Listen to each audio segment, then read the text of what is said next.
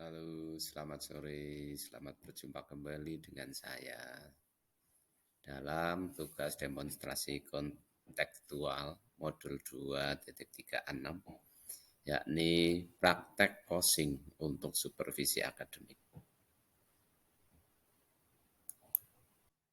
Dalam kegiatan ini ada 3 aktor sebagai pemeran praktek coaching, yaitu saya sendiri, Samin, sebagai pengamat. Kemudian ada Hambali SPDSD sebagai coach dan Bapak Pono SPDSD sebagai kosi.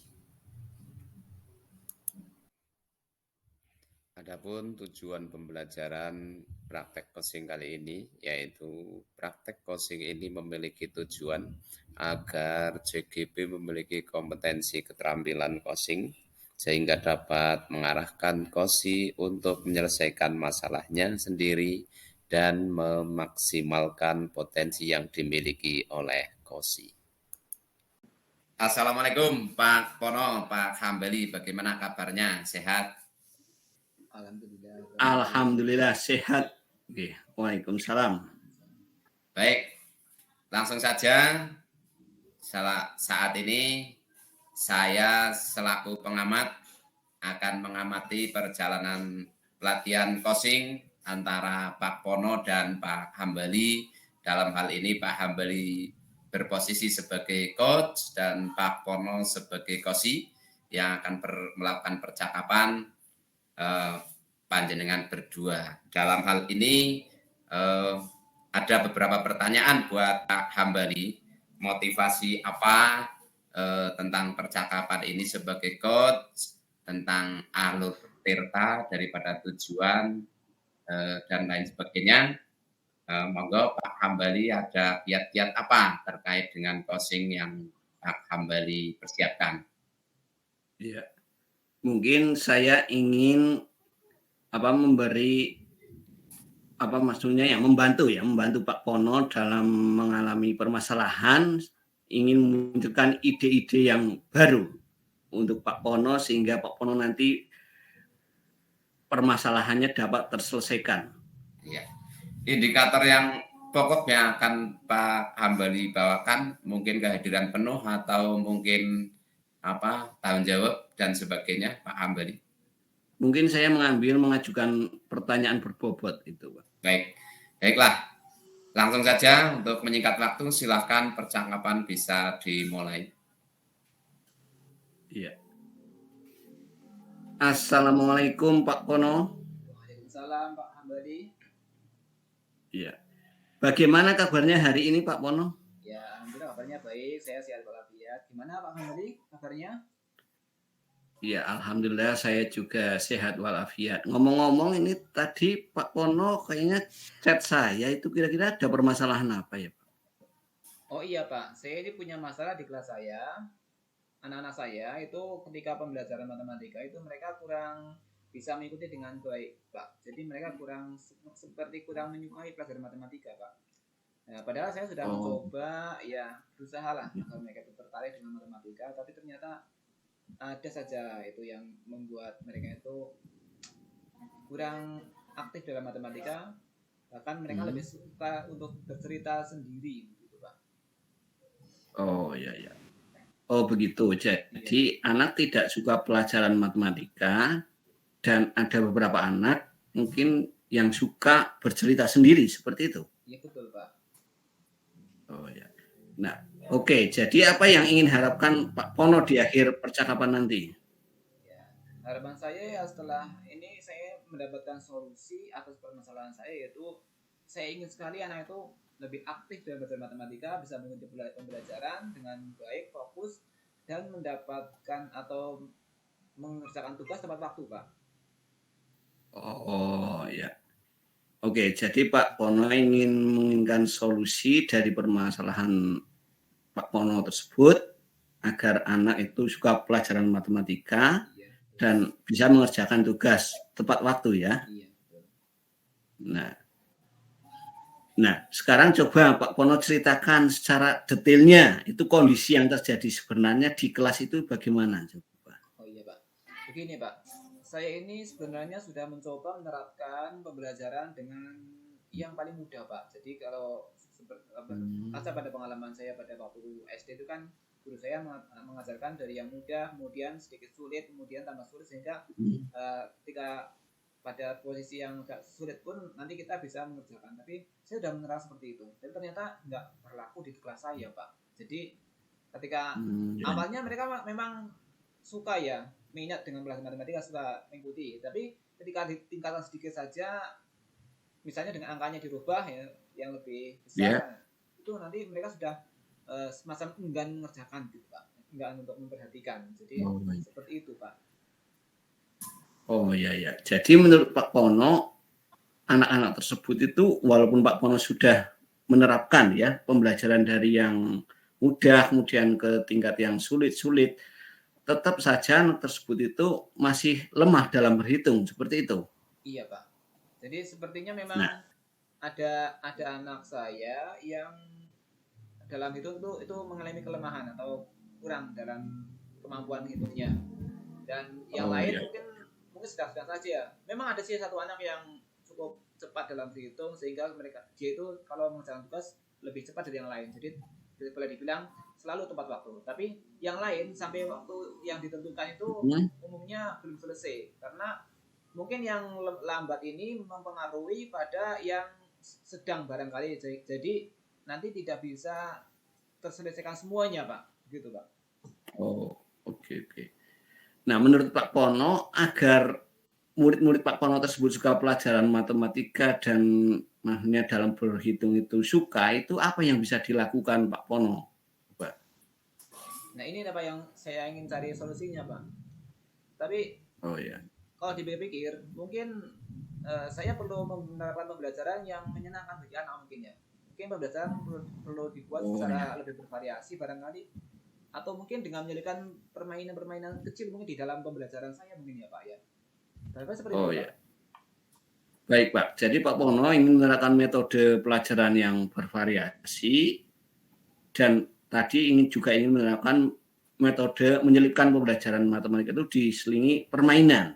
Ya, seperti itu? Iya, barangkali seperti itu Pak. Wah, bagus sekali itu Pak. Nah, kemudian menurut Pak Pono, apa yang bisa dilakukan agar anak tidak lemah dalam berhitung? Tadi kan ada beberapa anak yang lemah dalam berhitung mungkin, sehingga menghambat pembelajaran yang lain. Itu bagaimana coba? Oh iya Pak. Kalau saya pikir-pikir mungkin karena dia itu agak tertinggal, mungkin perlu mengejar ketertinggalannya ya Pak ya. Barangkali karena namanya kemampuan kan perlu dilatih ya Pak. Jadi mungkin betul. Saya usahakan nanti supaya anak itu lebih banyak berlatih. Atau mungkin barangkali saya akan menerapkan latihan berhitung sebelum pembelajaran dimulai setiap hari mungkin ya Pak ya. Misalnya saya gunakan waktu 10 menit pembelajaran. Kira-kira bagaimana ya Pak kalau seperti itu Pak? Ya itu bagus sekali Pak. Jadi kalau saya boleh rangkum tadi Pak Pono untuk mengatasi anak-anak yang tidak suka belajar matematika dan mengatasi beberapa anak yang lemah dalam hitung, tadi Pak Pono ingin menerapkan metode pelajaran yang bervariasi dan diselipkan permainan dalam pembelajarannya Pak Pono tersebut. Kemudian yang kedua dengan teknik tadi berlatih berhitung 10 menit sebelum pembelajaran dimulai. Nah, kemudian dari kedua hal tersebut mungkin mana yang Pak Pono akan segera laksanakan atau kedua-duanya sekaligus atau bagaimana?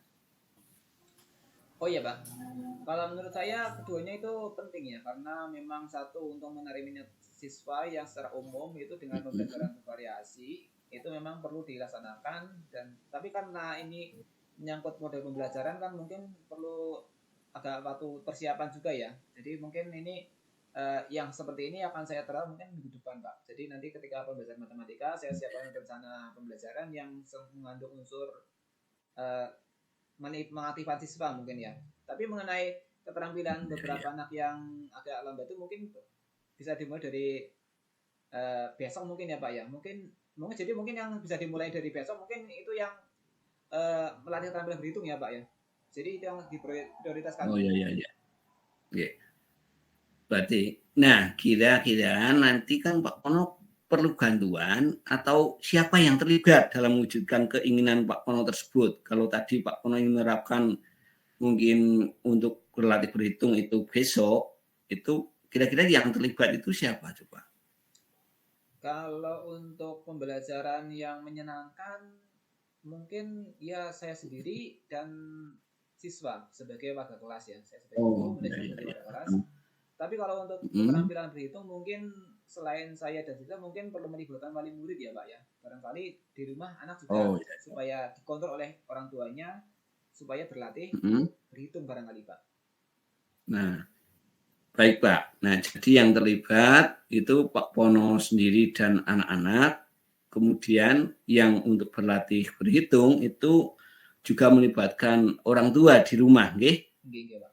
Nah, ya.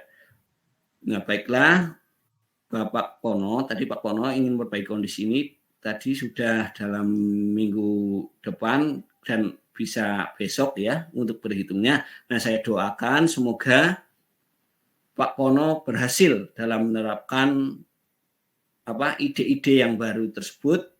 Nah, bagaimana perasaan Pak Pono sekarang setelah kita berdiskusi dalam beberapa menit ini? Oh iya Pak, perasaan saya setelah saya mengikuti kegiatan ini diskusi, jadi merasa lebih lega Pak, karena saya sudah ada gambaran mengenai apa yang akan saya lakukan di masa mendatang, yaitu dengan menerapkan metode yang bervariasi dan juga melatih atau membiasakan anak untuk berhitung Pak. Jadi saya sudah merasa lebih lega ya. Terima kasih sekali Pak Hambali atas waktunya dan juga atas perhatiannya dalam diskusi ini ya. Saya jadi mendapatkan solusi yang bermanfaat bagi permasalahan saya Pak. Iya, sama-sama Pak Pono. Saya juga mudah-mudahan bisa menerapkan metode yang diterapkan oleh Pak Pono. Saya juga terima kasih. Mungkin hanya itu dulu. Terima kasih. Assalamualaikum Pak Pono. Waalaikumsalam warahmatullahi wabarakatuh. Terima kasih Pak Hambali. Oke, baik. Terima kasih Pak Pono dan Pak Hambali. Percakapannya cukup seru dan masing-masing sudah memberikan suatu hal yang sangat bagus, dan saya selaku pengamat dapat menarik kesimpulan bahwa praktek pelatihan coaching pada kesempatan ini yang dilakukan oleh panjenengan berdua sudah berjalan sesuai dengan alur tirta. Terbukti dari coach sudah mampu menangkap pernyataan-pernyataan dari Kosi dengan memberikan pertanyaan berbobot yang mampu, yang dapat memancing ide-ide yang baik dari Kosi, sehingga keduanya sudah saling berkoordinasi dengan baik dan sudah nampak sekali tentang tujuan, aksi, refleksi, dan lain sebagainya. Dan sebagai Kosi kepada Pak Hambali ada beberapa pertanyaan, kenampakan rubrik apa yang dapat dikembangkan ke depan sebagai coach? Mungkin saya ingin mengembangkan kompetensi mendengar aktif ya dan berusaha untuk hadir sepenuhnya ya. Mungkin itu Pak. Ya, terima kasih.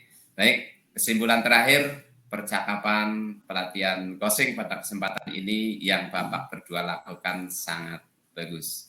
Dan kita akhiri, billahi taufiq wal hidayah. Assalamualaikum warahmatullahi wabarakatuh.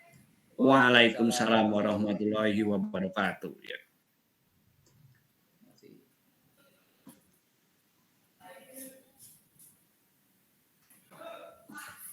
Josh. Demikian praktek coaching yang kita laksanakan pada sore hari ini. Semoga bermanfaat dan berguna untuk kita semua. Kami ucapkan terima kasih dan salam guru penggerak, tergerak, bergerak, dan menggerakkan.